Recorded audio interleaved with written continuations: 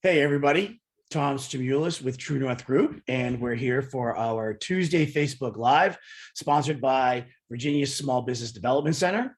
And today, we're going to talk about shopping and something that I think if you're like me, you're probably getting inundated with Black Friday deals and Cyber Monday deals, and kind of getting hyped up to do your holiday shopping. But that brings lots and lots of risks because this is a really unique year. Now, like last year, I thought it was unique because, of course, we were all locked down and we really couldn't go to our favorite stores to purchase stuff.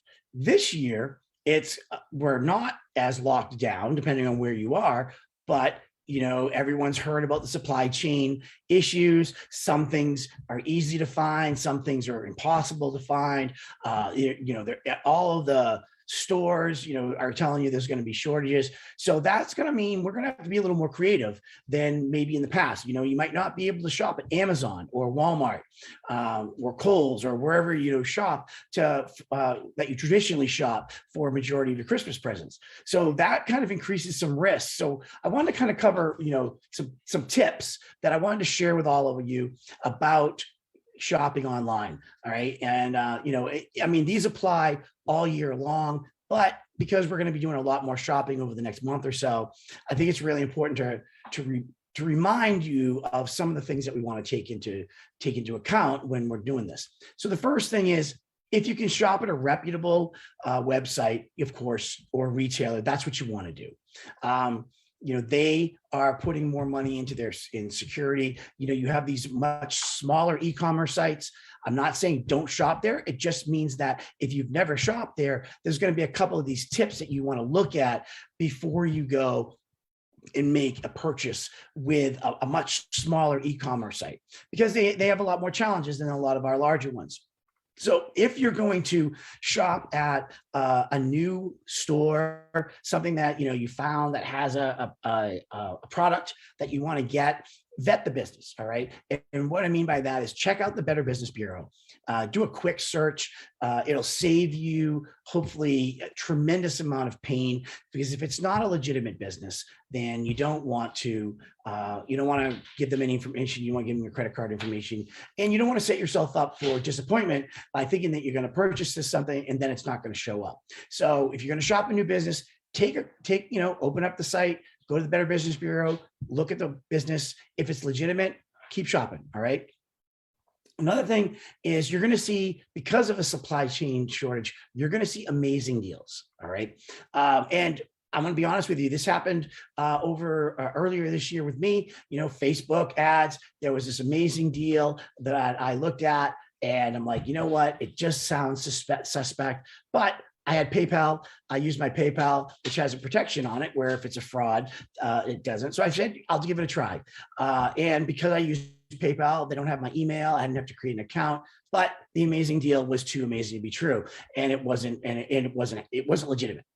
So you got to be careful of that, because you're going to have a lot of companies and websites. And just because it's on Facebook or just because it's on Instagram does not mean that Facebook or Instagram vets that company. So the advertisement that I found was on Facebook. You want to believe, but they don't. So you are going to have to make sure that if it's too good to be true, like if you're looking for a PS5 and you see it for $100, don't, it's not true. All right. It's not going to happen.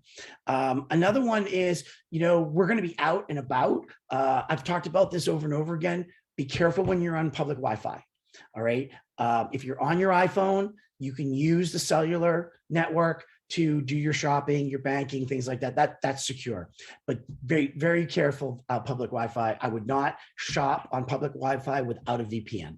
All right. And we've talked about that over and over again. We have lots of videos and we have lots of webinars talking about VPNs, what type of VPNs. Of course, you can drop a question in the comments. If you're looking for a specific VPN, I'm happy to respond and give you a couple of free ones and some paid ones, but definitely do not shop with public, because the criminals are going to be out there and they're going to be looking to capture your usernames and your passwords. The security site. Now, when you shop at Amazon, shop at any of these large retailers, they're always locked down. What I mean by that is they're always using HTTPS, which is the encrypted connection between your browser and that site. Now, a lot of these smaller e-commerce sites host with another organization. Whether it be GoDaddy or Bluehost or something like that. And a lot of times the e-commerce site has to specifically say to use HTTPS.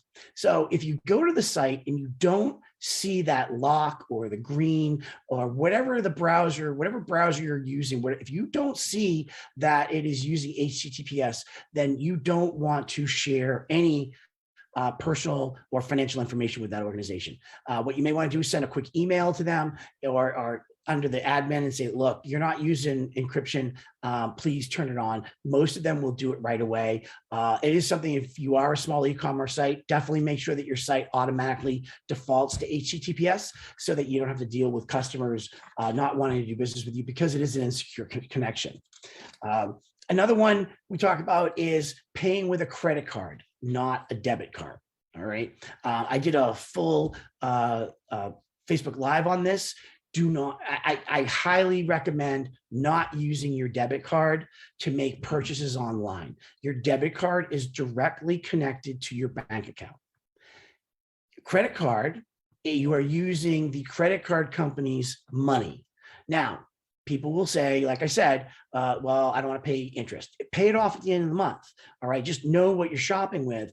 But using a credit card builds credit. It also has protection where if it's a fraudulent site, you can argue it. If your credit card is stolen and someone spends on it, you're not held accountable for it.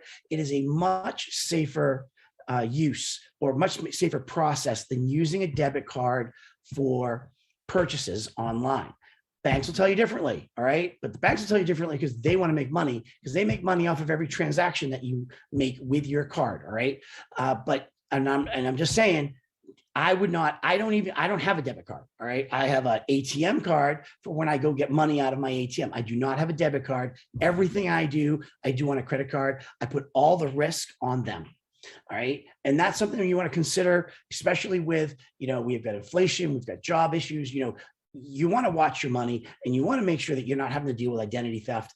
But like I said, it's going to be really difficult this year. There's going to be a lot of it on there because everyone's trying to take advantage of that.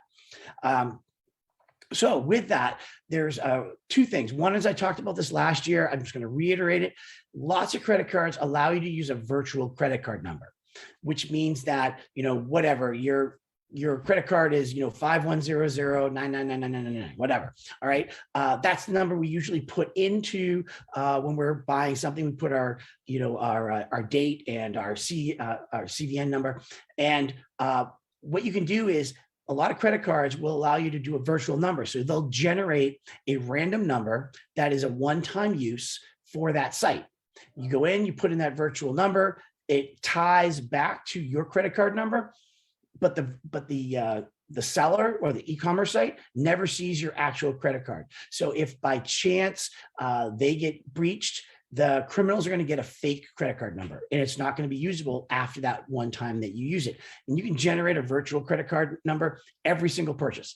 Yeah, it might sound like it's a little inconvenient, but trust me, identity theft is way more inconvenient. So, and if this happens midway through, they're going to cancel your account. You're going to go up some time without a credit card. You're not going to be able to make your purchases. So once again, if you have the availability, definitely check it out. And you might want, like I said, you're probably not going to use it for Amazon or Walmart, but if you're using it for these smaller ones, definitely do that.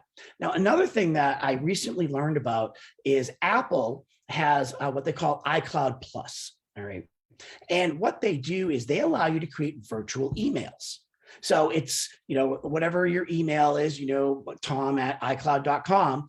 All right. When you put that in for a subscription, or if you put that in for a purchase or something like that, you can use a virtual email that can be randomly generated. So it's a lot like Craigslist. The way Craigslist used to be was, they never tied your email. You could click, use a virtual, and then someone would email you and would go to that virtual email and it would be linked back to you. But the person contacting you never saw your actual email. This is something really worth looking into, because with your subscriptions or your newsletters or things like that, you can use these virtual emails. It will use it for as long as you need it to use it. All right. So it could be a one-time use or it could be an ongoing thing. It is only available. iCloud Plus is if you have a package. Now, everybody gets 5 gigabytes for free when you purchase a device. But if you have the 50 gigabyte or more, which I think is $2.99 a month, up to $9.99 a month for the 2 terabytes, then you're eligible for iCloud Plus and you're eligible to get that virtual email to use. Definitely something I think worth looking into, because once again, it's another layer. We talk about layers of security, definitely another layer. Once you're doing it, you want to look out for fraud. You want to keep track of your purchases. All right. I mean, a lot of people, I don't know about you, but I get Amazon packages all the time and I don't really track them as well as I should. And again, Amazon is Amazon. You have a really great relationship with them. You probably don't need to track it, but it's these smaller e-commerce sites. You want to make sure you have your order number, the date you purchased it, customer service, things like that. They usually send you an email and I'll have all that information, but if they don't, you might want to take a screenshot of your purchase page in case it doesn't show up and you need to try to figure a way to track it down. And then the last thing that it is, if you come across a scammer, report it. All right, because you're doing everybody a favor by reporting that scammer to the Federal Trade Commission. Just go to ftc.gov and you can actually report it. You can do a quick link. It takes a minute of your time, but it might help save someone else from getting scammed that may not have an opportunity to watch these wonderful Facebook Lives like you guys do and learn about all these tips. So as I said, look forward to it. Have a wonderful Thanksgiving, everybody. If you get time off, enjoy the time off with your family and friends. Get geared up for the shopping season. And if you have any questions for me, put them in the comments. Or as always, you can set up an appointment with me directly. I'd be happy to talk to you about either your business or how I can help you with things like that. Once again, have a great Thanksgiving, and we will see you next week for our next Facebook Live. Have a great day, everybody.